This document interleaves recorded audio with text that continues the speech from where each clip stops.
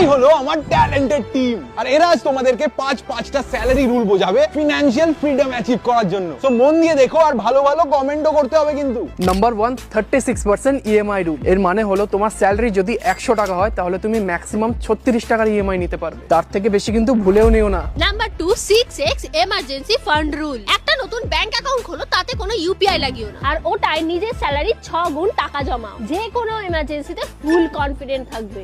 Number 3, 2x mobile phone rule. তোমার স্যালারিকে 2 দিয়ে গুণ করো। একটা ফোন কেনার জন্য এই বাজেটের থেকে বেশি কখনো যেও না, যদি না ফোনটা তোমার স্যালারি বাড়াতে হেল্প করে। নাম্বার 4, বাড়ি কেনার প্ল্যান করছো, এই 3টে সিম্পল রুল ফলো করো। বাড়ির ম্যাক্সিমাম বাজেট রাখো নিজের অ্যানুয়াল স্যালারির 5 গুণ, তার বেশি কিন্তু একদম না। মেক শিওর করো যে তুমি ওই এরিয়াতে আগামী 5 বছর থাকবে, না হলে সিম্পলি রেন্ট দেখে নাও। এন্ড ডাউন পেমেন্টের জন্য অ্যাটলিস্ট 20% জমাও। 5 নম্বর 4% রিটায়ারমেন্ট রুল। নিজের অ্যানুয়াল স্যালারিকে 25 দিয়ে গুণ করো। যেই নাম্বারটা আসছে সেটা হলো তোমার আলটিমেট ইনভেস্টমেন্ট গোল, আর এইটা জমে গেলেই রিটায়ার করে নাও, কারণ এটা থেকে প্রতি বছর মাত্র 4% করে বার করে সারা জীবনের খরচা আরামসে চলে যায়। আর এরকম ভালো কন্টেন্ট আরো